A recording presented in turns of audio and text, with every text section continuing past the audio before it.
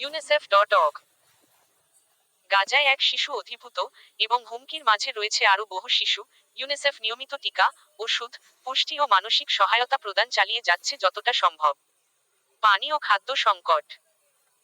গাজায় বিদ্যুৎ সরবরাহ প্রায় 90% কমে গিয়েছে, যেটি পানীয় জল, হাসপাতাল ও জীবিকাগত অন্যান্য পরিকাঠামোতে চরম ধস ঘটিয়েছে। পানির পরিষেবার ধক্রান্তির দরুন বহু গৃহপালিত জল নিষ্কাশন ইউনিট বন্ধ এবং জনস্বাস্থ্য বিপর্যয়ের ঝুঁকি, যেমন ডায়রিয়া ও হেপাটাইটিস, চরম আকার ধারণ করেছে।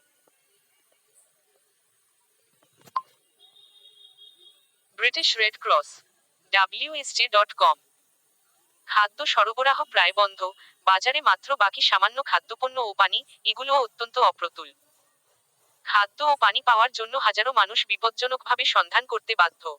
সংক্ষিপ্তসারে বিষয় অবস্থা।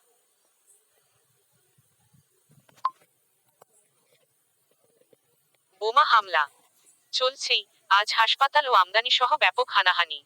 নিহত ও আহত, শতাধিক নিহত, বহু আহত, শিশু ও সাংবাদিকদেরও ক্ষতি। খাদ্য। গোটা গাজায় এক প্রকার ফামিন ঘোষণা, আধা মিলিয়নের বেশি দুর্ভিক্ষের মধ্যে। শিশু, হাজার হাজার শিশু অপুষ্টি, মৃত্যু। ইউনিসেফ সহায়তা করছে। পানি বজায়। দৈনন্দিন জন্য পানীয় ও গৃহস্থালিত্ব পানির প্রবাহ প্রায় বন্ধ। আপনার প্রার্থনায় এই কষ্টের মুহূর্তে আমরা ভীষণভাবে সহমর্মিতা অনুভব করি।